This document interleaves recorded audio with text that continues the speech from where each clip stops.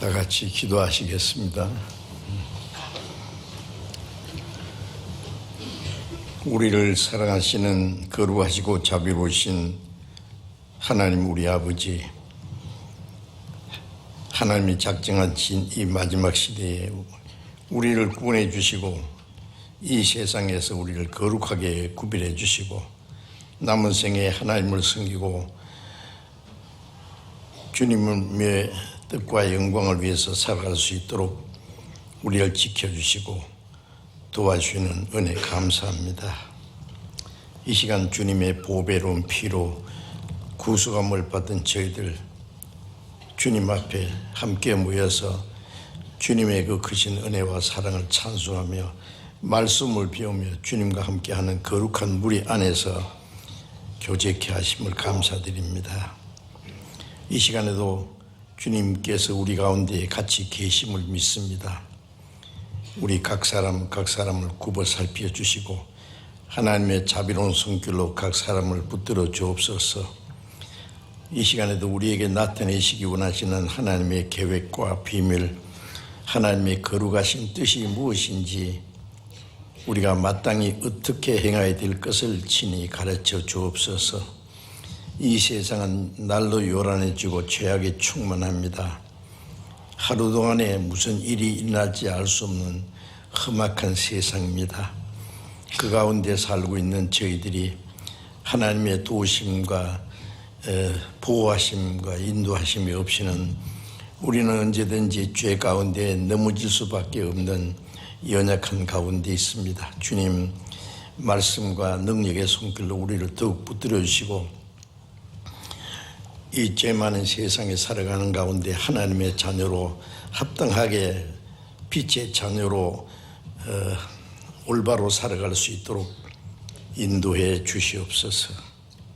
전국에 있는 우리 교회, 세계 많은 교회, 어려운 가운데서도 믿음을 지키고 복음을 전하는 모든 교회들 일일이 하나님이 보살펴 주시고 합당하신 은혜를 베풀어 주셔서 고난 중에 어려움 중에서 복음을 전하는 모든 형제 자매들 주님이 능력 있게 더욱 함께 역사하셔서 마지막 때에 하나님이 원하시는 더 큰 구원의 역사를 이룰 수 있도록 도와주시옵소서. 이 시간에 또 우리에게 주시고자 하시는 거룩하신 말씀으로 우리를 일깨워 주옵소서. 우리 주 예수 그리스도의 이름으로 기도드렸습니다. 아멘. 말씀 시편 107편을 찾겠습니다.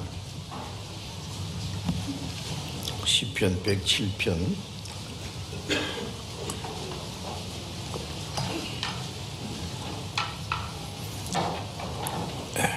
시편 107편 1절부터 3절까지 읽겠습니다.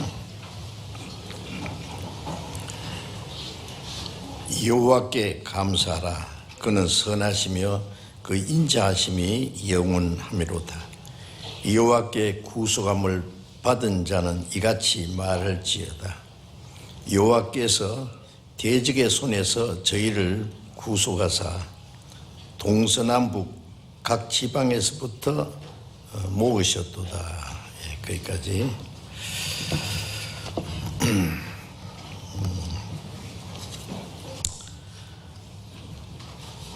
오늘은 이 말씀을 중심해서 교회와 그리스도인이라는 그런 제목으로 말씀드리려고 합니다.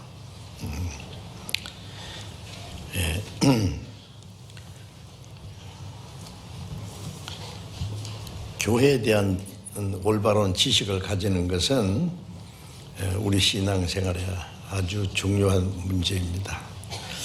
우리가 구원받은 이후에 신앙생활하는 것은 교회 안에서 사는 교회 생활입니다. 그렇기 때문에 교회에 대한 정확한 지식이 없이는 신앙생활을 올바로 하기가 어려울 것입니다. 이제 읽은 말씀처럼 여호와께 구속함을 받은 자는 이같이 말할지어다. 여호와께 구속함을 받은 우리는 예수님이 십자가에 죽으시 걸리신 피로 우리 죄를 영원히 사해 주셨지 않습니까? 구속이라는 것은 죄값을 대신 갚아서 그 심판에서 건져 주셨다는 말씀입니다. 구속. 그 피로 구속 곧 죄사함을 받았도다. 에베소 1장 7절에 있는 대로 우리는 그 피로 구속함을, 죄사함을, 영원한 죄사함을 받았습니다. 이제 구원받은 사람은 구원받은 이후에 참된 신앙생활이 시작되는데 그것은 교회 생활입니다. 교회라고 하는 것은 혼자서 교회가 아니고 그 헬라 말로 교회를 에클레시아라고 그러는데 구별된 무리다. 이 세상 죄악에서 구원해서 이 세상에서 구별된 거룩한 무리를 가르칩니다. 그래서 교회는 거듭난 그리스도인들이 성령으로 연합한 신령한 인격체, 신령한 공동체가 교회입니다. 구원받으면 그 교회의 일원이 돼서 그 안에서 함께 살아가는 겁니다.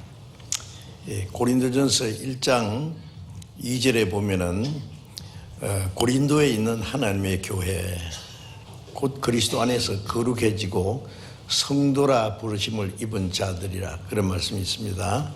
고린도 있는 교회, 교회는 그리스도 안에서 거룩해지고 예수님의 피로 깨끗함 받고 성령으로 거룩하게 된 무리들을 가르칩니다. 거룩하게 된 성도들을 가르쳐서 교회라고 가르칩니다. 이것은 사람이 만든 인위적인 그런 조직이 아닙니다. 인위적인 조직으로 이루어진 종교 단체가 아니고 정말 성령으로 말미암아 이루어진 것입니다. 그래서 에베소서 4장 2절부터 보면은 그 화평과 겸손한 마음으로 서로 용납하고, 구원받은 사람들이 이제 주님의 사랑과 겸손한 마음으로 서로 용납하라 그랬죠. 이제 이 세상에 사는 동안에 얼굴도 다르고 성격도 다르고 살아온 환경도 다르고 모든 것이 다르기 때문에 각자 자기의 그 개성이 있고, 그렇지만은 구원받은 이후에는 우리는 이제 성령으로 하나 된 무리이기 때문에 사랑과 겸손으로 서로 용납하고 성령의 하나 되게 하신 것을 힘써 지키라 했어요. 이제 우리는 영원한 하나님의 사랑과 하나님의 생명과 영원한 소망으로 이제 하나가 됐어요. 그 성령을 하나 되게 하신 것을 힘써 지키라고 그렇게 명하셨어요. 왜 힘써 지키라고 했냐면은 성령으로 하나 되게 했는데 하나 되기를 힘쓰라고 안 했습니다. 이미 구원받은 사람은 성령으로 하나 되게 하셨어요.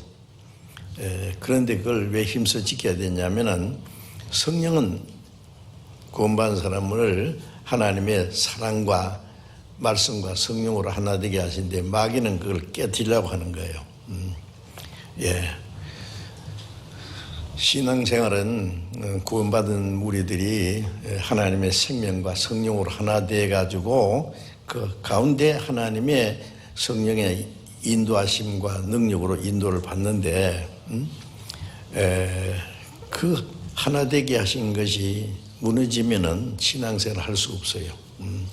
그런데 마귀는 그걸 알기 때문에 어떻게든지 사소한 문제를 가지고 구원받은 사람끼리도, 구원받은 사람도 아직 완전히 변화되지 않고 성장하지 못했기 때문에 개성이 있고 다 그렇지 않습니까? 그걸 마귀는 이용해서 서로의 문제를 삼는 겁니다. 미워하고 시기하고 다투도록, 그래서 하나 되지 못하게 하는 것이 있기 때문에 마귀는 그 구원받은 사람들이 하나가 되는 그것을 깨트리면은 신앙생활에 실패하고 하나님의 역사도 이루어지지 않기 때문에 그 어떻게 된지 성도들 하나 되는 것을 흩어보려고 합니다. 그렇기 때문에 하나 되게 하신 것을 힘써 지키라고 명하셨습니다. 이제 우리가 신앙생활을 하기 위해서 이제 성령의 같은 믿음과 소망과 영원한 생명과 우리는 같은 삶의 목적이 하나입니다. 그래서 성령이 우리 가운데 우리를 하나 되게 하시고 그 가운데 주님이 역사하시기 때문에 하나 되게 하시는 힘써 지키라고 말씀했습니다. 구원받은 사람은 영원한 생명과 소망 중에 이제 하나님의 자녀가 돼서 이 세상에서 구별된 사람이라는 거 잊지 말아야 돼요. 우리가 세상에 살지만은 요한복음 15장에 예수님이 너희는 세상에 속한 자가 아니다. 세상에서 나의 택함을 입은 자다. 몸은 이 세상에 살지만은 우리는 세상에 속한 자가 아니고 영원한 생명과 천국에 들어갈 소망을 위해서 구별된 사람입니다. 그래서 교회라는 것은 구별된 무리, 거룩한 무리입니다. 그런데 거듭나지 않은 사람은 그 주님의 교회의 일원이 될 수가 없습니다. 그리고 이제 초대교회는요, 지금같이 이런 건물에 모여서 이제 규칙적으로 뭐 이렇게 모이는 그런 것이 별로 없었을 겁니다. 그래서 고린도전서 16장 19절에 보면은 브리스가 아굴라와 그 집에 있는 교회, 구원받은 사람들이 집에 모이면 그 집에 있는 교회입니다. 그게. 소수가 모일 수도 있고 많은 사람이 모일 수 있고, 그 다음에 아키뽀와 그 집에 있는 교회, 눈바와 그 여자 집에 있는 교회, 그런 말씀들이 있어요. 집에 모이면은 그 모이는 사람들이 교회입니다. 우리는 이제 이 교회라는 그 말을 지나가다가 교회당 크게 지었으면 야 교회 크다, 교회 참 좋다 뭐 이러는데 그게 이제 사실은 모순입니다. 그건 교회가 아니고 뭐라고 해야 돼요? 집당을 하나 집당을 차를 붙여가지고 교회 당, 교회가 모이는 집. 그런데 거듭나지 않은 사람들이 모이면 그것도 신적으로 교회당이 될 수가 없겠죠. 집에서 모이든지 옛날에는 들판에서 산속에서 로마에서 박해 시대는 그 지하 동굴에서 카타콤이라는 동굴에서 모였습니다. 제가 로마에서 카타콤 그 지하 무덤에 그리스도인들이 그 숨어서 살았던 것을 제가 가봤어요. 그 굴이 얼마나 깊은지 어떤 그 일본 관광객이 그 안에 들어가다 못 나와서 헤매다가 죽었대요, 그 안에서. 그래서 이제 중간중간 막아놨어요. 더 이상 못 가게. 그 지하 동굴은 로마 성을 건축하기 위해서 흙을 파낸 것이라고 또 말하는데 하여튼 그런 건물이고 거기에서 그리스도인들이 숨어서 살았어요. 박해를 피해서. 그리고 그리스도인들이 순교를 당하면은 밤에 가서 그 시체를 떼매고 와서 그 지하 그 카타콤 굴에 장사를 지냅니다. 그래서 그 보면은 아무개 여기 잠들었다 그런 글이 써져 있어요. 그 지하 동굴에서도 살고 그들이 모여 있는 곳에 그게 바로 교회라고 말씀했습니다. 성경에는 교회라는 그 교회를 여러 가지로 표현을 했어요. 쉽게 말하면 그리스도와 구원받은 성도들을 그 연합된 것을 이제 교회라고 그럽니다.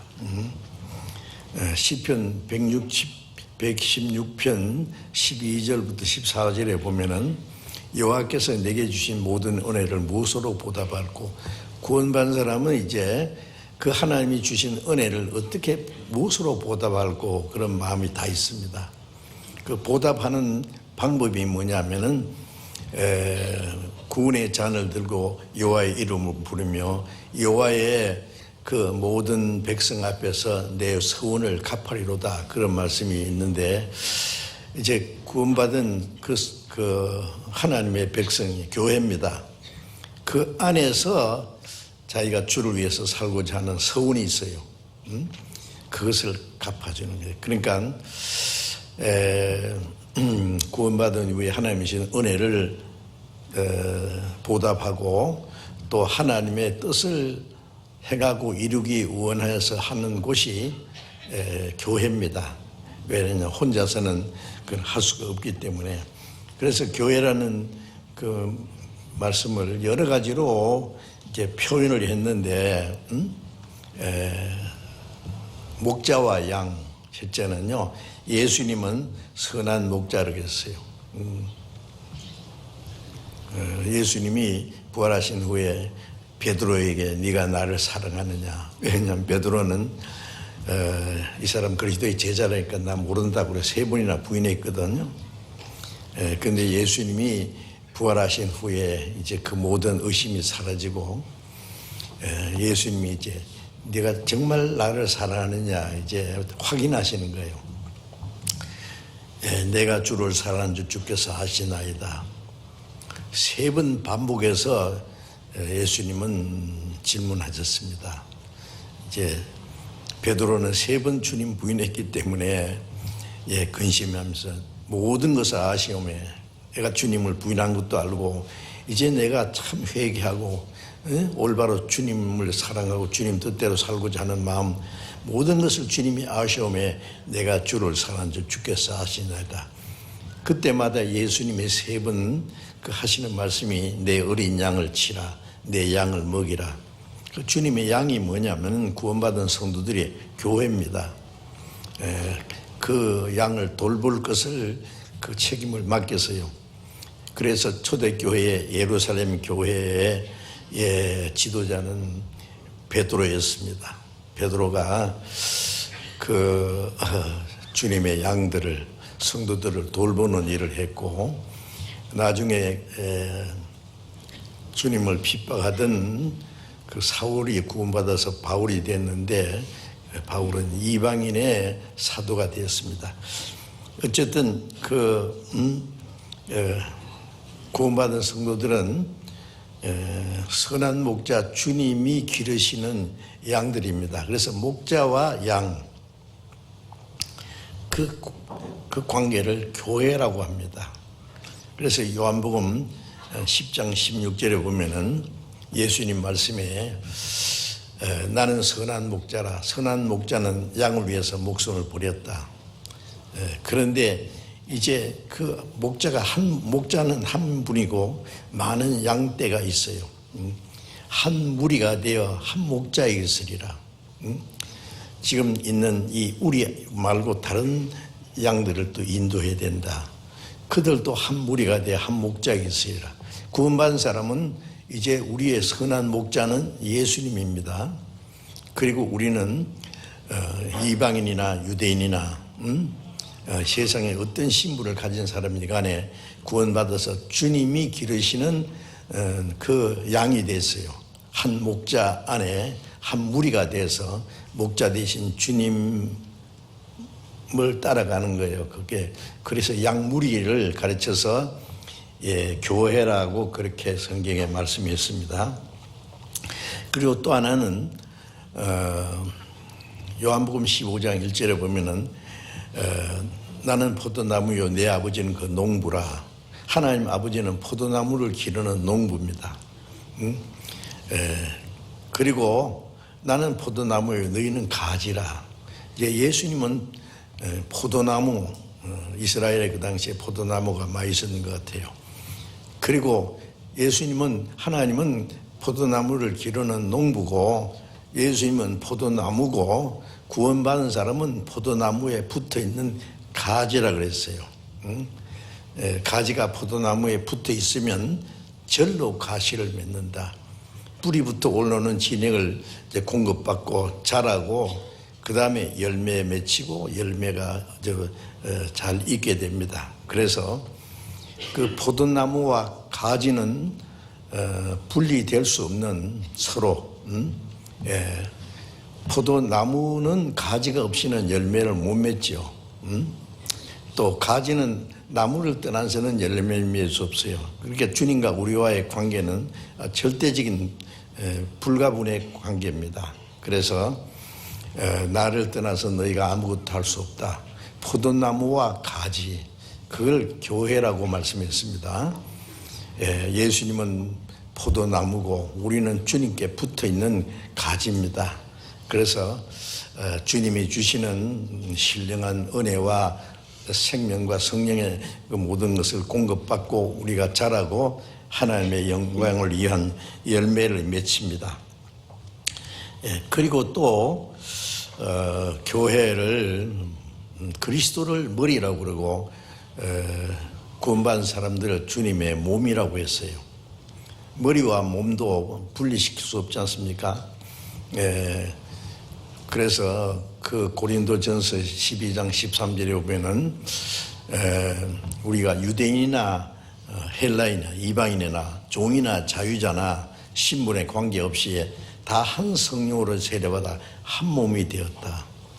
구원받으면 한 생명과 한 성령으로 하나가 되었습니다. 그리스도의 몸이에요. 예수님은 머리예요. 그래서 그리스도의 몸된 교회, 또 고린도전서 12장 27절에는 우리는 그리스도의 몸이요 지체의 각 부분이라. 예수님은 머리고 구원받은 사람은 다 합해서 그리스도의 몸이고 우리는 그 몸에 붙어있는 각 지체들입니다. 몸에는 지체가 많이 있지 않습니까? 그걸 가르쳐서 교회라고 표현했어요. 각 지체는 머리를 떠나서는 아무것도 할 수 없지 않습니까? 머리에 붙어 있음으로써 생명과 능력을 공급받고 자라고 또 머리가 명하는 대로 순종합니다. 행합니다. 그래서 예수님을 머리라 그러고 그리스도께서 교회의 머리가 되셨다. 에베소서 1장에도 그렇게. 그래서 교회는 그리스도의 몸이다. 그래요. 그래서 머리와 몸. 그리고 또 교회를 그리스도의 신부라고 그렇게 말씀했습니다. 에베소서 5장 31절에 보면은 사람이 부모를 떠나 아내와 합하여 그 둘이 한 몸을 이룰지로다. 이 비밀이 크도다. 내가 그리스도와 교회에 대하여 말하노라. 사람이 부모를 떠나서 아내와 합하여 한 몸이 되는 것처럼 예수님은 하나님 아버지를 떠나서 이 세상에 오셨어요. 왜? 신부를 찾으러 오신 거예요. 잃어진 영혼을 구원해서 그리스도의 신부로 삼아서 그래서 이제 두 사람이 하나가 돼서 한 몸이 됐습니다. 지금 참 신비한 거죠. 그래서 한 남자와 그 아내는 교회의 비밀이라고 해서 그리스도와 그 교회에 대하여 말하노라. 그래서 구원받은 성도는 주님의 몸, 주님은 교회의 머리인 동시에 주님은 남편이고 우리는 그 주님이 사랑하는 아내, 그것도 교회입니다. 참 교회가 참 신비한 뜻이 많이 있습니다. 그리고 또 교회를 그 에베소서 2장 19절에 보면은 우리는 하나님의 권속이라 그랬어요. 외인도 아니요 손도 아니요 성도가 동일한 시민이요 하나님의 가족이다 그 말입니다. 우리는 하나님의 가족이에요. 그래서 하나님의 가족. 그 다른 말로 하면 디모데전서 3장 15절에 보면 우리는 하나님의 집이라 그랬어요. 예. 그 자기 집이 있잖아요. 집이, 예? 집에는 사랑하는 가족들이 있는 것처럼 구원받은 사람들은 함께 교제하는 것이 하나님의 집입니다. 이 집은 살아계신 하나님의 교회요 진리의 기둥과 터니라. 이 집은 살아계신 하나님의 교회라 그랬어요. 예. 그래서 그 교회를 또 하나님의 가족이라 또 하나님의 집이라 이렇게 표현을 했습니다. 그리고 또 하나 이 교회를 하나님이 거하시는 거룩한 성전이라 그래서 성전. 마태복음 16장 18절에 보면은 내가 이 반석 위에 내 교회를 세우리니 음부의 권세가 이기지 못하리라. 예수님은 반석이에요. 만세 반석. 그리고 구원받은 사람은 그 반석 위에 세워진 교회입니다. 자, 집을 반석 위에 세웠으니까 아무도 문을 들일 수 없어요. 음부의 권세가, 마귀의 권세가 그 교회를 깨뜨릴 수 없다. 그렇게 말씀했어요. 그래서 하나님의 성전이라고 그렇게 표현했습니다. 그래서 에베소서 2장 20절에 또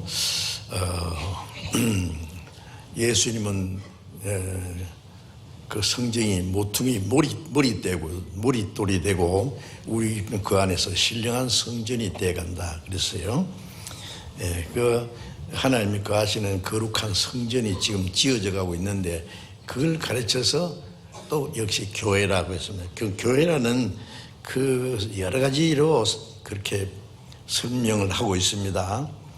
참 교회에 대한 많은 말씀이 있고 비밀입니다. 사실은 구원받은 사람은 그 교회에 대한 잘 알아야 돼요.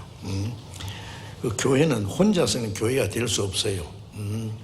구별된 무리거든요. 에클레시아는 세상에서 구원받아서 세상에 구별된 무리, 거룩한 무리입니다.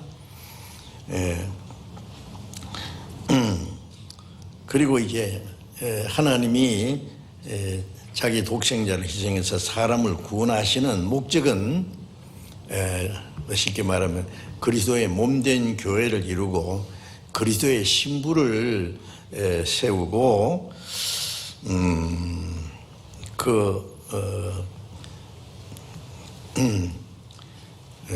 그리스도의 그 사랑하는 신부를 세우기 위해서 또 신령한 성전을 이루기 위해서 그것이 우리를 구원하신 가장 중요한 목적입니다. 그리고 이제 구원받은 사람은 이제 하나님의 가족이라 했잖아요. 사람이 나자마자 자기를 낳아주신 아버지, 어머니, 그리고 거기에 태어난 많은 오빠, 언니, 전부 가족들 교제가 있습니다. 교제. 그래서 고린도전서 1장 9절에 보면은 너희를 불러 그의 아들 예수 그리스도 우리 주와 더불어 교제하시는 하나님은 미쁘시도다. 구원했다는 걸 이 세상에서 우리를 불러냈어요. 너희를 불러내어 그 아들 예수 그리스도와 교제케 하시는, 더불어 구원받은 사람은 주님과 교제하고 주님과 1대1뿐 아니라 주님과 더불어 교제. 태어나면은 부모님과 낳아준 부모님과 그 형제 자매들과 가족과의 그 교제가 있지만 교제는 서로 사랑하는 겁니다. 서로 돌봐주는 겁니다. 그 교제가 시작이에요. 그 교제를 교회라고 합니다. 그래서 요한일서 1장 3절에 보면은 우리의 사귐은 교제, 펠로십이라 그랬죠. 그 사귐은 아버지와 그 아들 예수 그리스도와 함께 합니다. 인간적인 사귐이 아니고 하나님 아버지와 그 아들 예수 그리스도와 함께하는 거룩한 교제. 우리 구원받은 사람들이 교제라는 말이 마시죠. 빨리 교제합시다. 교제 시작, 교제 끝. 그건 아니고 교제는 서로 사랑하는 거예요. 합심 협력하는 거예요. 운명을 같이 하는 거예요. 그게 진정한 교제입니다.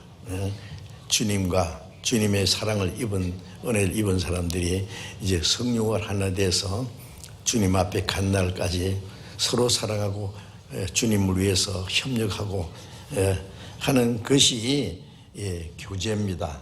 그래서 빌립보서 1장 5절 6절에 보면은 첫날부터 이제까지 복음에서 너희가 교제함이라미라. 너희 속에 착한 이 시작하시니가 그리스도의 예수의 날까지 이루실 줄 우리가 확신하노라. 구원받은 첫날부터 뭐가 시작됐냐? 교제가 시작됩니다. 복음 안에서 구원받고 복음으로 안에서 교제합니다. 교제. 첫날부터 이제까지 복음에서 교제함을 일합니다. 너희 속에 착한 일을 시작하신가? 교제 속에 주님이 착한 일을 시작하셨어요. 그 착한 일은 주님이 오시는 날까지 그 착한 일을 이루어간다. 뭐겠어요? 착한 일이. 우리가 믿음이 성장하고 주님 뜻대로 사는 동시에 가장 착한 일은 또 복음을 전해서 많은 영혼이 구원받는 것이 가장 착한 일이에요. 구원받은 사람이 이 교제 속에 그 착한 일이 시작돼서 착한 일이 주님 오신 날까지 계속됩니다. 불쌍한 사람 도와주는 것, 병든 사람 고쳐주는 것, 뭐 약한 사람 돕는 것 전부 착한 일이지만 가장 착한 일은 지옥 갈 죄인을 하나님의 은혜를 깨닫게 해서 구원받게 하는 것이 가장 착한 일이에요. 그래서 사도행전 10장 38절에 보면은 예수님 안에 성령이 충만해서 제가 두루다니며 착한 일 행하시고 마귀에게 눌린 모든 자를 고치셨다. 예수님은 우리 같은 사람으로 오셔서 이스라엘 땅에 두루다니시면서 착한 일을 하셨습니다. 마귀에게 눌린 모든 마귀에게 사로잡힌 자를 놓아주는 구원하는 착한 일, 그 착한 일을 이제 우리를 통해서 하시는 거예요. 주님께서 그 교회를 통해서 주님은 착한 일을 하십니다. 그래서 착한 일이 주님 오시는 날까지 계속 될 거라고 그렇게 말씀했습니다.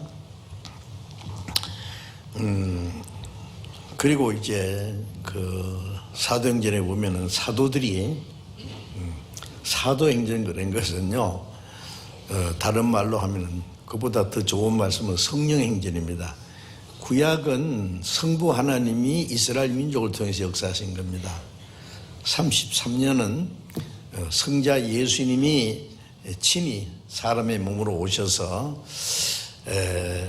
말씀을 전하고 죽은 자를 살리고 문둥이를 꺾이고 소개인 눈을 뜨게 하고 그게 이제 영혼을 구원하는 일을 이제 그렇게 미리 보여주셨습니다.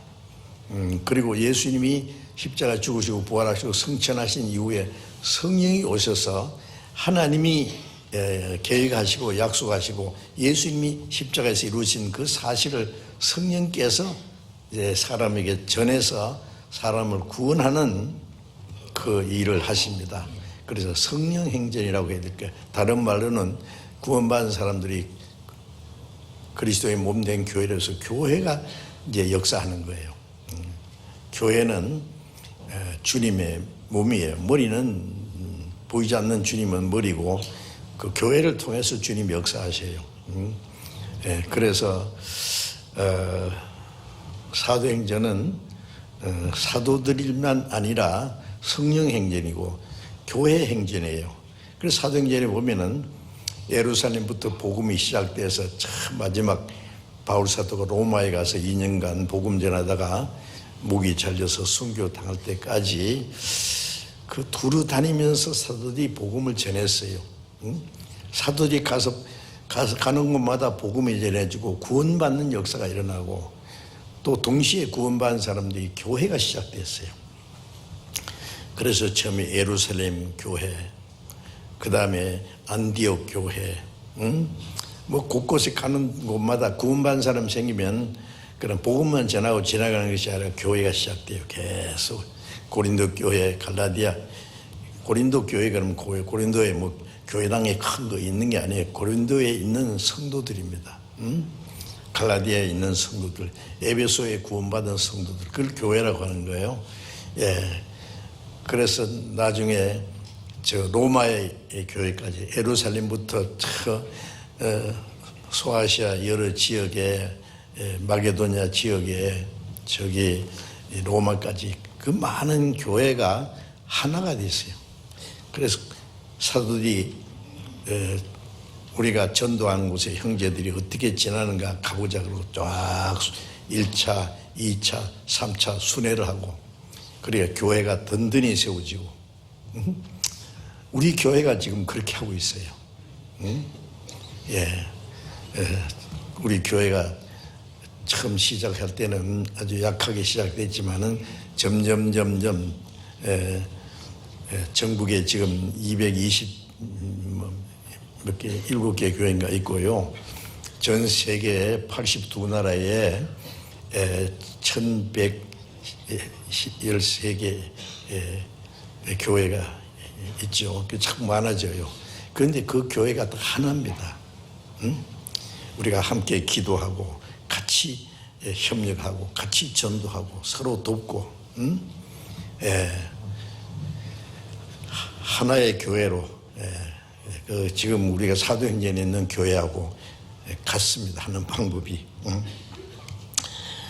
그래서 교회가 복음이 전해지는 곳마다 교회가 세워지고 그리고 서로 친밀히 교제하고 영육 간에 협력하고 서로 도왔습니다.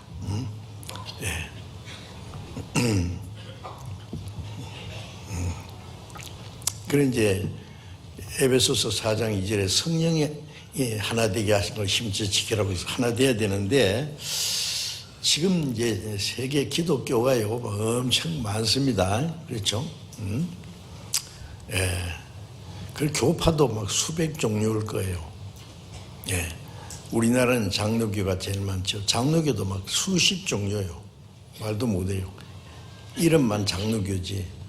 미국에는 침례교가 제일 많은데 침례교도 뭐 남침례교, 북침례교, 무슨 침례교 뭐 많고, 교파마다 좀 달라요. 그 감리교도 있고 뭐 오순절 교회도 있고 많이 있는데 왜 하나가 되지 못합니까? 하나가 되지 못하는 것은 에베소서 4장 13절에 보면은 우리가 믿는 것과 아는 일에 하나가 되어 온전한 사람을 이루어 장성한 분량이 충만한 데까지 이르니 그런 말씀이 있는데 아는 것이 하나가 돼야 믿는 것이 하나 돼요. 예? 아는 것과 믿는 것이 하나가 될 때에 우리가 함께 교제가 합니다. 아는 것이 다르면 믿음이 달라요. 믿음이 다르면 교제가 안 되잖아요. 우리가 예수 믿는 사람하고 다 교제됩니까? 안 돼요. 왜? 아는 성경 말씀이 달라요. 다르게 알고 있어요. 그러니까 믿음이 달라요. 그래서 믿기는 믿는데 구원받지 못한 믿음이 많아요. 그러니까 복음은 복음인데 다른 복음도 있고요. 다른 예수도 다른 그러니까 같은 한 성령으로 믿는 것과 아는 일 하나가 되지 않으면 교제가 안 됩니다. 그래서 이제 그 하나가 되지 않기 때문에 나누어지는 겁니다. 그리고 이제 교회 안에는 정상적인 교회를 말합니다. 하나님의 교회 성령으로 말미암아 거듭난 성도들이 하나가 된 우리 안에는 하나님이 세우신 사역자들이 있어요. 하나님의 교회를 위해서 사역자들이 있어요. 그래서 에베소서 잠깐 4장 잠깐 한번 봅시다.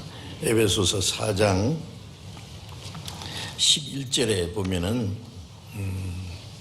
에베소서 4장 11절에 보면은 그가 혹은 사도로 혹은 선지자로 혹은 복음 전하는 자로 혹은 목사와 교사로 주셨으니 이는 성도를 온전케 하며 봉사의 일을 하게 하며 그리스도의 몸을 세우려 합니다. 주님이 이 교회의 사역자를 이렇게 세우셨다 그랬죠.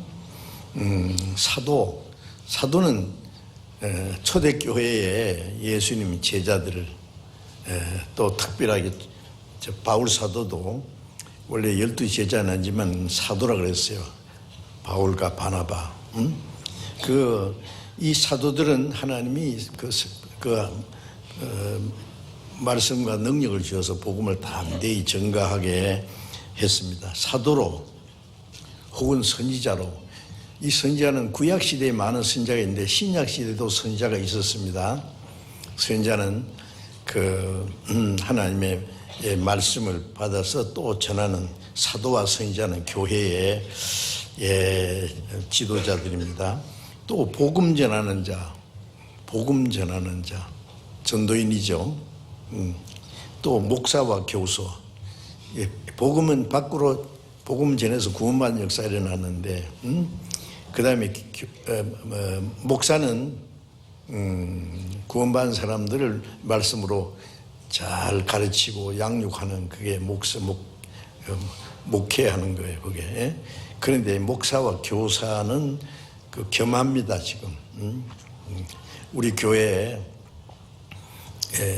많은 목사님들이 있죠. 그래서 복음도 전하고 구원받은 성도들을 말씀으로 잘 가르치고 양육하고 그렇게 목회하는 것과 전도하는 이런 둘이 딱 연결되어 있어요. 그래서 목사와 교사로 주셨다.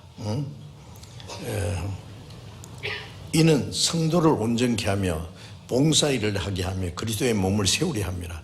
하나님 이런 사역자들 통해서 복음이 전해지고 또 성도를 구원받은 사람을 점점 온전하게 성장하도록 하고 또 봉사일을 하게 하고 봉사일을 하도록 도와주는 거예요. 그리고 그리스도의 몸된 교회를 세우도록 하는 것이 이런 사역자들을 통해서 하세요. 그래서 이제 주님께서는 너희를 인도하는 자에게 순종하고 복종하라. 히브리서 13장에도 그런 말씀이 있고 또 디모데전서도 잘 가르치는 장로를 배나 존경할 자로 알되 말씀과 가르침에 수고하는 자를 더 존경할 자로 알지니라. 그런 말씀이 있어요. 교회에서 이제 가르치는 장로님은 교회의 어른입니다.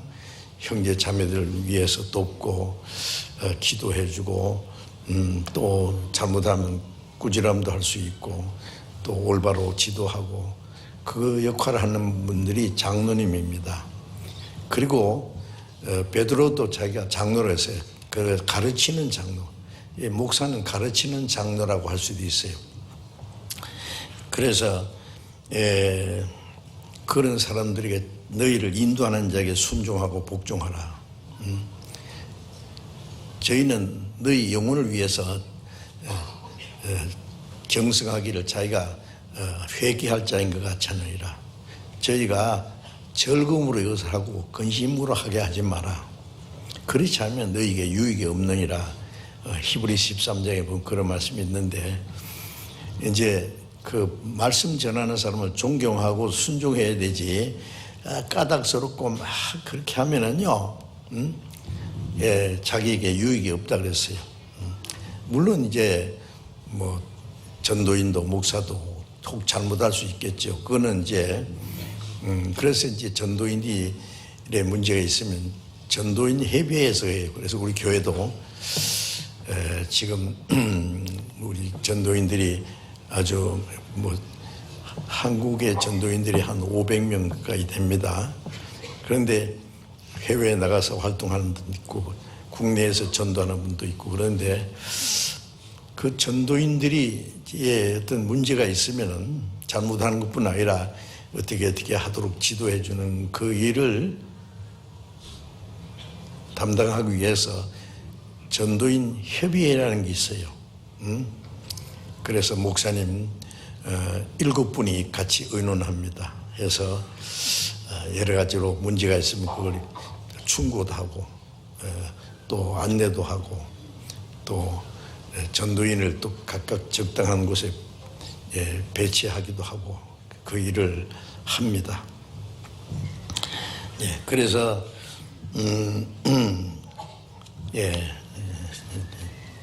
하나님의 전도인을 그렇게 잘 지도하시는 일을 하십니다.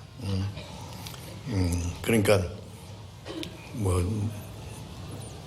목사님이나 전도사님이나 이제 목회자 혹시 뭐 부족한 것이 문제 있으면은 그걸 막 형제들끼리 서로 막 얘기해가지고 문제를 일으키지 말고 개인적으로 가서 얘기해도 돼요.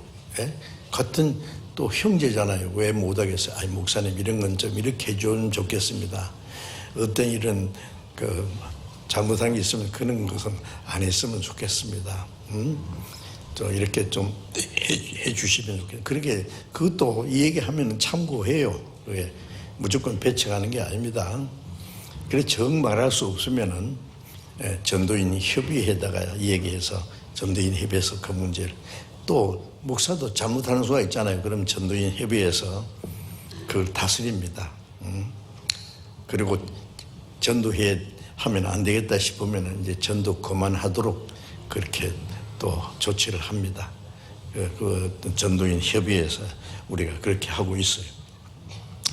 그래서 교회 안에는 하나님이 세우신 은사자들이 있다는 것도 아셔야 됩니다. 복음을 전하고 성도를 온전케 하며 성도들에게 봉사 일을 하도록 또 맡기는 그 일을 하는 분들입니다. 그리고 교회 안에서는 성령께서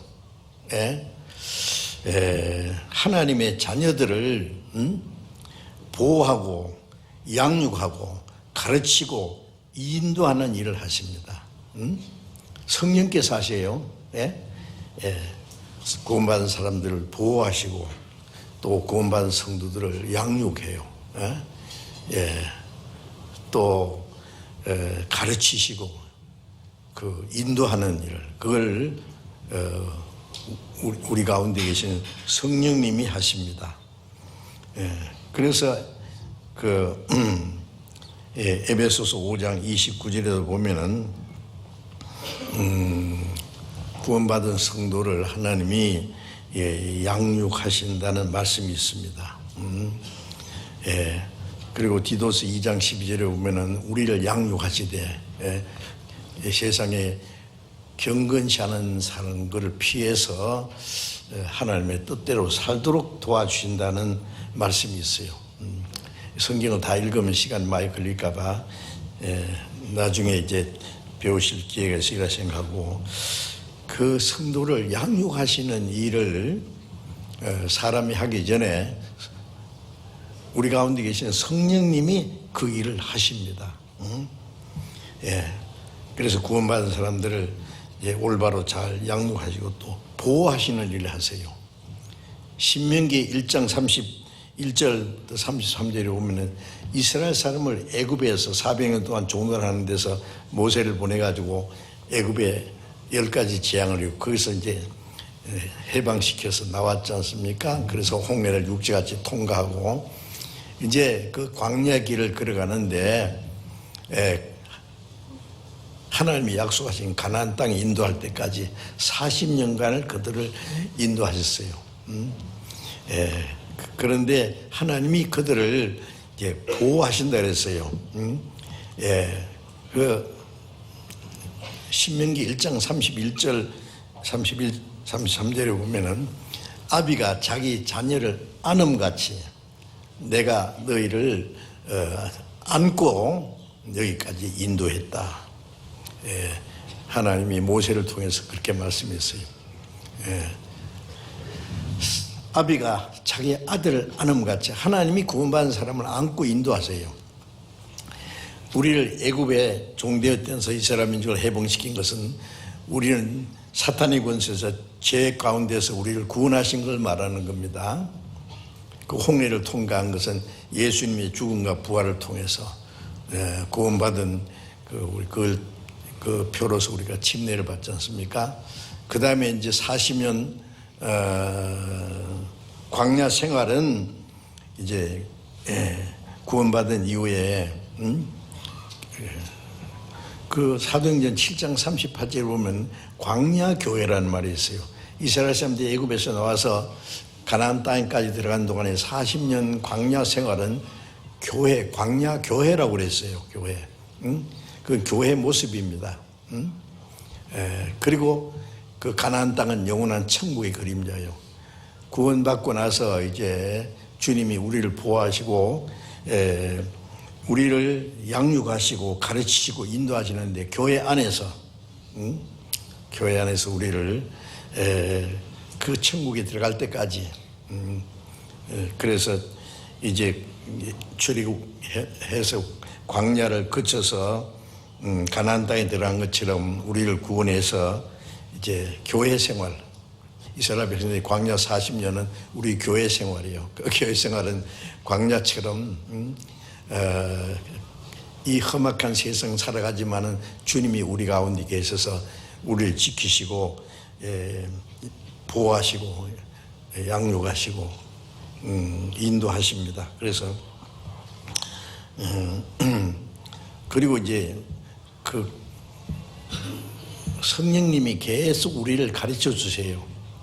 그래서 요한일서 2장 27절에 보면은 너희는 그 기름 부음이 너희 안에 가는 성령의 기름 부음입니다.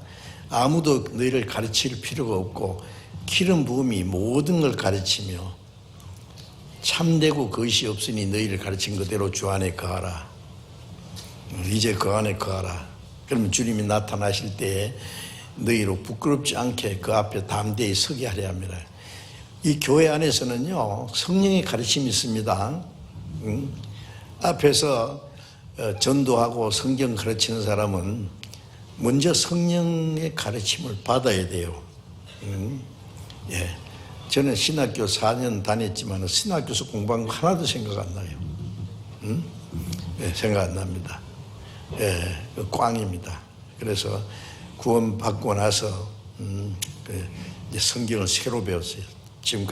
지금도 성령께서는 교회에게 주실 말씀을 계속 가르쳐 주십니다. 그러니까 전도하는 사람은 성령의 가르침 받기 위해서 계속 기도하고 또 성경을 상고하고 성령님의 이 성령으로 기록된 말씀이 성령으로 아니면 못 깨달아요.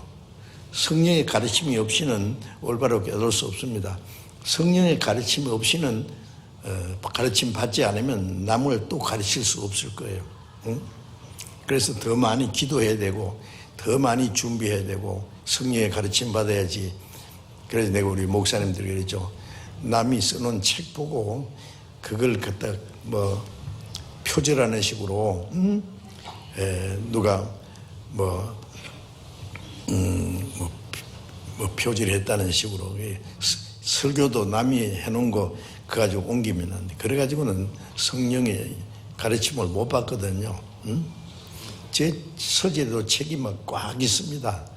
그런데 그 볼 시간도 없고 보고 싶은 마음이 없어요. 제가 주일날 설교하려면 일주일 내내 기도하면서 준비해야 돼요. 그리고 다 준비됐다 싶으면 이제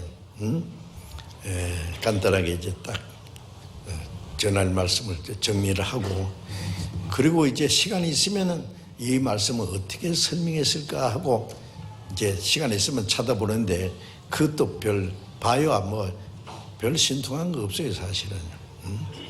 우리 교회에서 그 나온 책들이 있지 않습니까? 목사님들 가르치는 것은 정말 성령의 가르침으로 하는 겁니다. 우리 교회에서 가르치는 내용들이요 어떤 책에도 뭐 주석책에 성경 해석해 놓은 걸 주석책에는 그 없는 것들이 많아요. 예. 우리가 과거의 사람들보다도 더 많이 성경을 아는 것은 그분들보다도 믿음이 더 좋아서가 아니라 이 마지막 때에 우리가 제일 많이 성경을 알 수밖에 없는 시대에 살아요. 왜? 때가 되면 될수록 점점 더 가르쳐 주시거든요. 그래서 성령의 가르침을 받습니다. 그렇기 때문에 구원받은 성도들은 교회 안에 있어야 성령의 보호하심과 성령의 그 양육을 받고, 성령께서 우리를 양육하십니다. 사람이 양육하는 게 아니라 성령께서 우리를 양육하세요. 그리고 또 우리를 가르치시요. 예? 그리고 우리를 인도하십니다. 그런데 이 교회를 떠나면은 성령의 보호하심도 받을 수 없고, 올바로 그리스도인의 양육 받을 수도 없고, 가르침 받을 수 없어요. 예. 그리고 인도를, 물론 성령의 인도를, 교회를 떠나면 인도를 못 받아요. 그래서 잠언 18장 1절에 보면은 무리에게서 스스로 나뉘는 자는 자기 소욕을 따른 자라 온갖 참 지혜를 배척하니라. 무리가 구원받은 무리입니다. 예수 믿는 사람들이 막 모였다고 그게 무리가 아니고, 숫자가 적든 많든 구원받은 사람들, 성령이 역사하시는 그게 성경에 말하는 무리입니다. 그 무리 안에 있어야만 주님이 함께 계셔서 인도하시고 가르치시고 보호하시고 하는데, 그 무리를 떠나면 성령의 가르침도 보호도 받을 수 없어요. 그래서 무리를 떠나는, 스스로 떠나는 자는 자기 소욕을 따르는 자라 온갖 참 지혜를 배척하느니라. 성령의 그 가르치는 참 지혜를 배척하는 거예요. 가르침 받을 수 없다는 말입니다. 그러면 안 됩니다. 제 어떤 우리하고 같이 전도하던 목사님 중에서도요, 이제 뭐 혹시 잘못된 사람이 이제는 뭐 성경도 많이 알겠다, 설교도 잘한다고 칭찬하고 그러니까 내 혼자 해도 되겠다 싶어서 어떻게 해가지고요, 혼자서 따로 하려고 나가는 사람이 몇 사람 있었어요. 가끔 있었어요. 그런데 그 중에 한 사람도 제대로 전도하는 사람 없습니다. 있을 수가 없는 거예요. 아니, 성령께서 하시는 일인데 무리를 떠나면 성령의 가르침과 인도하심이 없는데 되겠어요, 그게? 응? 차라리 지금 구원 안 받은 세계는요, 수단 방법으로 막 이렇게 끌어모아 가지고요, 인위적으로 할 수 있지만은 구원 받았다는 사람이 그것도 안 돼요. 이것도 안 되고 저것도 안 되고 안 돼요. 예, 그걸 알아야 됩니다. 우리가 어떤 일이 있어도 교회를 떠나면 안 됩니다. 아세요? 이 성령이 함께 하시고 가르치시고 역사하시는 우리를 통해서 구원받은 사람이 계속 일어나고, 구원받은 사람이 양육되고 가르침받고 신앙이 성장하고 하잖아요. 그 무리를 떠나면 있는 것이 주님을 떠나는 거예요. 창세기 13장에 보면은 아브라함이 갈대아 우르에서 하나님 부르심 받고 나올 때에 그 조카 롯도 같이 나왔어요. 같이 있었는데 가나안 땅에 들어가서 살면서 아브라함의 그 종들과 그 롯의 종들이 다툼이 있어요. 왜? 이제 양들도 많고 짐승이 많아. 그런데 서로 좋은 목초지를 차지하려고 목자들끼리 다툼이 있었어요. 그래서 아브라함이, 야, 너나 내나 골육인데 이런 것 때문에 다투어서 되겠나? 차라리 나를 떠나라. 네 좋을 대로 네가 우하면 내가 좌하고 네가 좌하면 내가 우할 것이다. 그러니까 롯이 얼씨기는 하고 보니까 소돔 고모라가 에덴 동산처럼 물도 넉넉하고 좋아 보이거든요. 아, 그러면 삼촌 내가 먼저 저 좋은 편을 택하겠습니다. 떠났어요. 그때부터 하나님을 떠난 거예요. 아십니까? 응? 소돔고모라 망할 때 아브라함이 기도해서 겨우 목숨은 살았지만은 그때부터 신앙은 꽝입니다. 예. 예.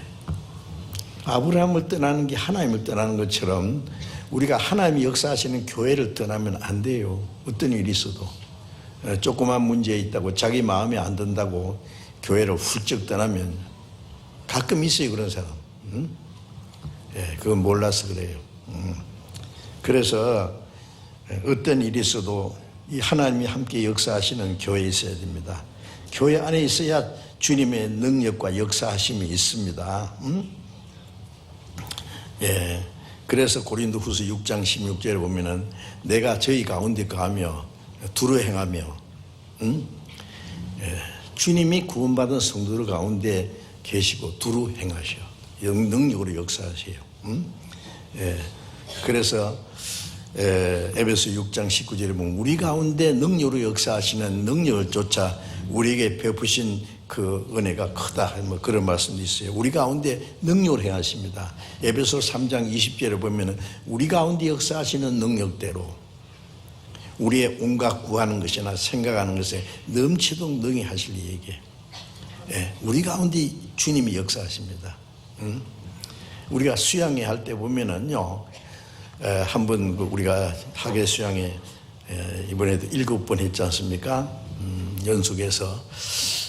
그런데 한 번 모일 때 보통 뭐 12,000명도 모이고, 많이 모일 때 지난 수양회 때요 12,500명도 모이고, 그 많은 사람이 모였는데요, 그게 제일 젊은 저 길에 큰 길에서 차 안내한다고 안내하는 사람, 들어온 사람 전부 형제 자매들이 손을 흔들며 환영하는 거, 중간중간 오면은 청소하는 사람, 안내하는 사람, 부엌에서 뜨거운 손 옆에서 음식 만들고, 예, 그 꾸준히 설거지하는 사람들, 형제 자매들이 막 다 해요 그걸.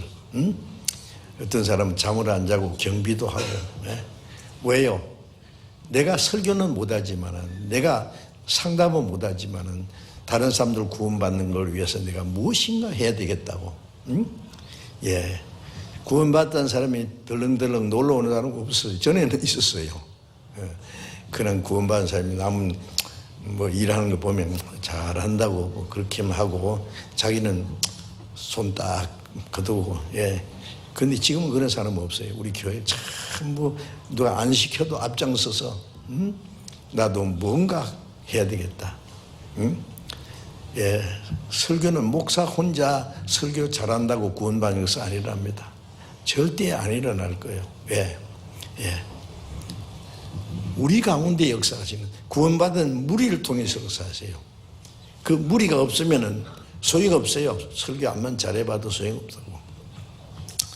그 구원받은 사람이 한 마음을 가지고 주님의 역사 나타나기를 기도하고 협력하니까 그 가운데 역사하시고, 우리 가운데 역사하시는 능력대로 우리의 온갖 구하는 것이나 생각하는 것에 더 넘치도록 능히 하실 얘기예요.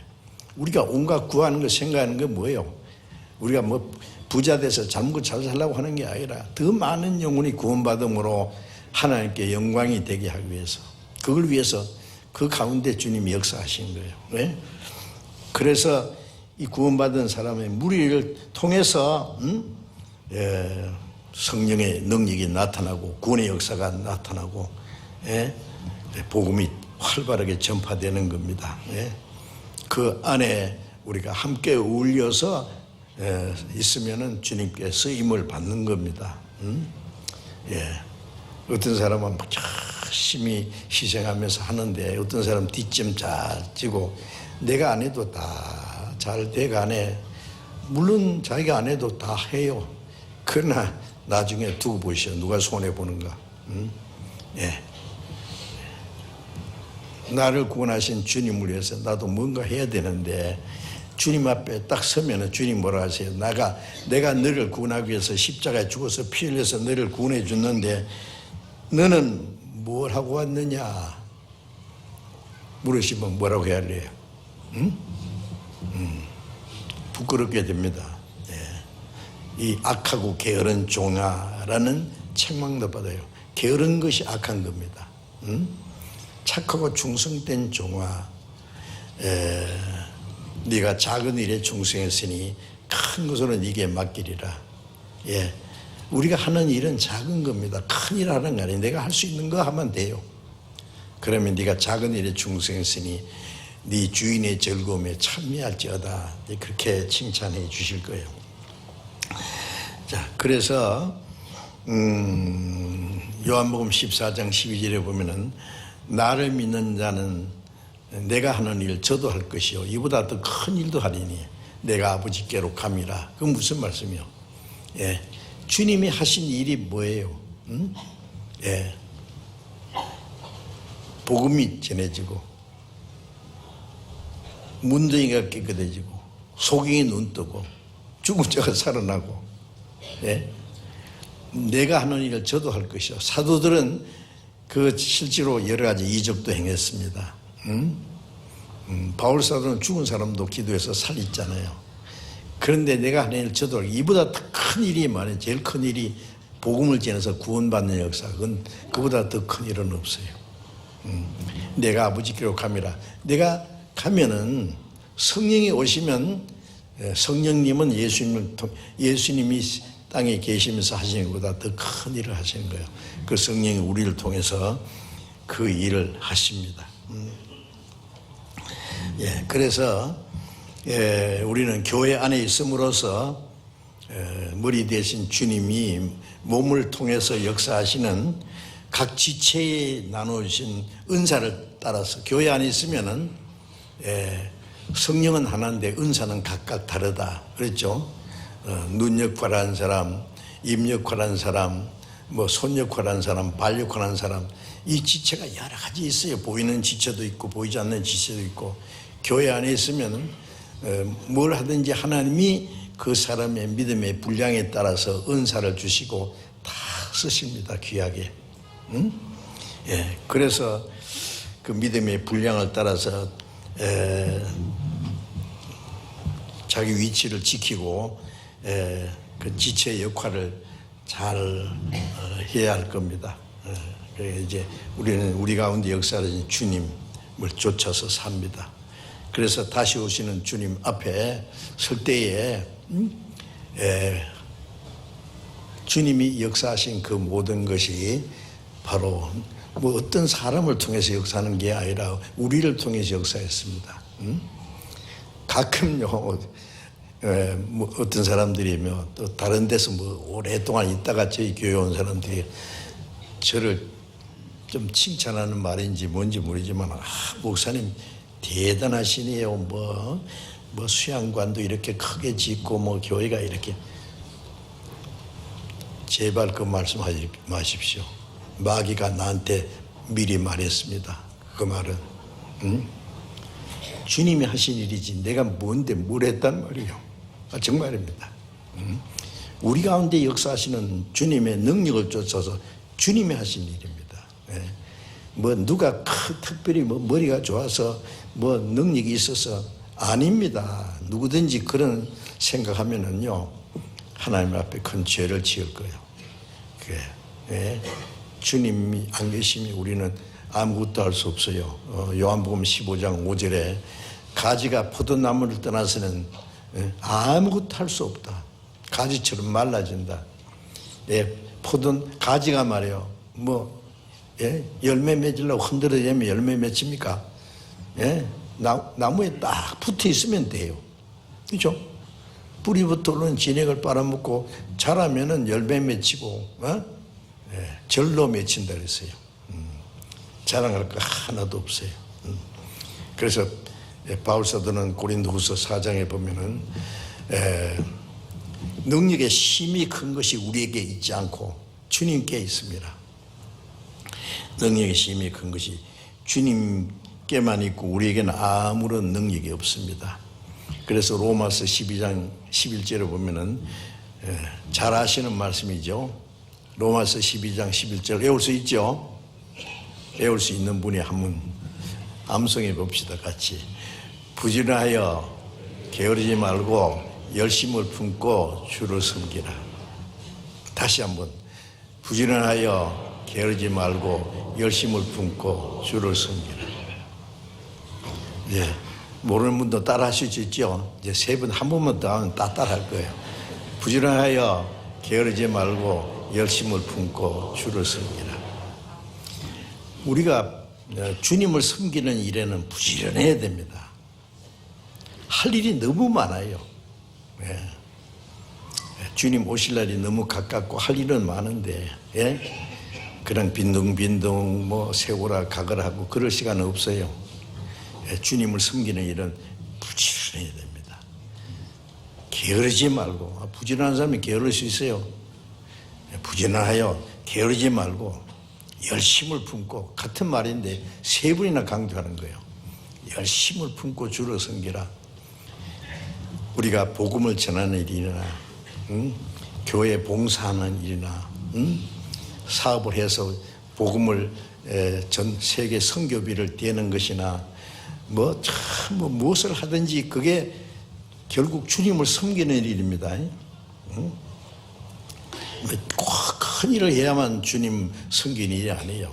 교회 안에서 내가 할 수 있는 일, 찾으면 다 있어요. 예, 심지어 뭐 내가 다른 건 못해도 화장실 청소는 내게 하겠다. 우리 교회 보면 집회 마치고 나면은 막 열심히 청소하고 화장실 청소하고 막 닦고 막 저 하는 거 보면은 너무 감사해요. 다 그게 하나님의 섬긴 일입니다. 뭐 사람 칭찬 받으려고 하는 거 아니에요. 그래서 전도하는 일, 성도 섬기는 일, 봉사하는 일, 순종하는 일, 그 모든 것이 다 우리가 주님을 섬기는 일을 하는 겁니다. 그래서 교회 안에서, 말씀 안에서 신앙이 성장한 만큼 우리가 할 수 있는 게 은사라는 거예요. 내가 할 수 있는 일, 내가 할 수 없는 걸 하려고 덤비면 교만이에요. 마땅히 생각할 그 이상의 생각을 품지 말고 마땅히 생각할 믿음의 분량을 쫓아 지혜롭게 생각하라. 네가 할 수 있는 일, 예, 그걸 자연스럽게 하면 돼요. 그래서 주님이 역사하시는 교회 안에서 내가 주님 교회의 일원이 됐다, 주님의 몸의 한 지체가 됐다, 그걸 알고 열심히 주를 위해서 살고, 멀잖아 주님 오실 때 그 영광 앞에 설 겁니다. 그 데살로니가후서 2장 1절에 보면 주님이 공중에 재림하실 거죠. 주님이 강림하신가 그 앞에 모임에 관하여 주님이 공중에 재림하실, 마지막 중동에서 말이죠. 이스라엘과 지금 뭐 아랍 세계 지금도 계속 싸웁니다. 잘못하면 하마스가 이스라엘 잘못 건드렸다가 그 가자 지구에 수만 명이 죽었잖아요. 그 다음에 이제 그 레바논에서요, 헤즈볼라라는 그 엄청난 그 단체입니다. 예? 이스라엘 보면 뭐 별거 아닌 것 같아요. 뭐 당장 탁 잡을 것 같아요. 건드리기만 하면 몇 배 보복당합니다. 이란이 이스라엘 이번에 건드렸다가 보니 이란이 잘못하면 이스라엘이 마지막으로 말해요, 유전이나 폭파시키고 핵을 지하에다 감춰놨는데 그 다 폭발시킬 수 있어요. 그러면 이제 끝장나는 거예요. 그래서 미국이 제발 석유 시설은 유전은 건드리지 말고 핵 무기도 건드리지 마라. 그래서 이제 어떻게든 미사일을 쏘는데 군사 기지만 딱 정확하게 공격하고, 그거 아시죠? 지금 좀 봐주는 거예요. 그런데 지금 이제 우크라이나 전쟁 끝나면은 러시아가 푸틴이 내려올 거예요. 이제 그 많은 성경이 있는 에스겔 38장의 물이 지금 그대로 있어요. 제일 앞잡이가 이란입니다. 그래서 마지막 전쟁이 일어납니다. 그래서 핵전쟁이. 미국이 그 개입합니다. 인류가 끝장나는 3차 세계대전. 누가 이기고 지는 전쟁이 아닙니다. 하나님이 이 세상을 심판하는 전쟁이에요. 그 전쟁 일어나기 전에 예수님이 공중에 오십니다. 아마 우리는 그 마지막 전쟁은 못 보게 될 거예요. 그 전에 홍수로 이 세상을 심판하기 전에 에녹이 들려올라가듯이 마지막에 불로 세상을 심판하기 전에 구원받은 성도를 다 데려갔습니다. 그러니까 그날이 우리 앞에 너무 가까운 거예요. 보세요. 우리는 살아서 주님을 맞이할 수 있는 이런 얘기하면요, 그걸 어떻게 그렇게 장담하느냐고. 장담은 안 하고 그럴 수 있어요. 왜? 이런 일이 되는 것보다는 인자가 가까이 문 앞에 이른 줄 알라 하셨잖아요. 주님이 말씀하신 그런 일이 우리 눈앞에 다 되고 있는데 그럼 아직 멀었단 말이에요. 그러면 우리는 언제든지 오늘이라도 주님 오실 수 있어요. 왜? 주님 오시기 전에 이루어진 징조는 다 끝났어요. 그거 아셔야 됩니다. 그래서 주님 오시면 구약시대 성도들 다 구원받고 죽은 사람들 부활하고 이 땅에 살아있는 성들이 변화돼서 다 주님 앞에 막 엄청난 대회가 이루어질 거예요. 그 앞에 모인다고 데살로니가후서 2장 1절에 그렇게 말씀했죠. 그날이 멀지 않습니다. 그 영광스러운 그날이 그날 기대하면서 열심히 살아가야 되겠습니다. 그리고 또 한 가지 좀 부탁드리기 있으세요. 아시는 분은 아실 텐데 필리핀에서 요 며칠 사이에 큰 태풍이 지나갔습니다. 예? 그리고 막 그 폭우가 얼마나 쏟아졌는지요. 많은 집들이 물에 잠기고, 우리 마닐라에 있는 우리 수양관도 태풍으로 지붕이 다 날아갔대요. 그리고 곳곳에 우리 교회가요, 나가라고 하는 것에는요, 그게 교회당도 막 크고 저 수양관도 그게 있어요. 그런데 비가 너무 많이 와가지고 집안에 막 물이 막 허리까지 차고 자동차가 물 속에 잠기고 지금 어떻게 할지는 모르겠어요. 지금 큰 피해를 입고 있습니다. 그래서 우리는 아까 말한 대로 우리는 하나를 그랬잖아요. 우리가 그걸 위해서 기도하고 기도만 할 것이 아니라 협력을 해야 되겠어요. 그래서 물이 아직 덜 빠진 것 같은데 물이 빠지면은 피해가 어느 정도가 될지 모르지만은 좀 사실은 좀 심각한 것 같아요. 사진을 보니까 대단해요. 그래서 제가 부탁드릴 것은 뒤에 보시면은요, 입구에 하얀 헌금 상자가 따로 준비되어 있을 겁니다. 이쪽에도 준비되어 있어요? 있어요? 됐어요. 그러면 미리 준비를 해 놓으셨습니다. 그래서 우리가 참 같이 기도하는 마음으로 빨리 회복해야 돼요. 빨리. 제가 내년 2월에는 전국에 있는 필리핀 전국에 있는 그 모든 전도인들이 모여서 전도인 수양회를 하기로 했는데 그 전에 다 정리돼야 될 텐데. 필리핀에는요, 우리 선교사가 20분이 20명이 있습니다. 그런데 현지 전도인이 65명 이상 있어요. 대단하죠? 필리핀의 인구가 1억이 훨씬 넘어요. 큰 나라입니다. 복음이 활발히 전해져요. 그런데 지금 갑자기 지금 자연 재난으로 어려움을 당하고 있습니다. 그래서 위에서 기도해 주시고 그 재난을 빨리 회복하기 위해서 우리가 좀 힘을 모아서 도와야 되겠어요. 그러니까 그런 마음을 가지시기 바랍니다. 협조해 주시기 바랍니다. 아셨죠? 그냥 힘껏 해주시면 돼요. 그 마음을 해서.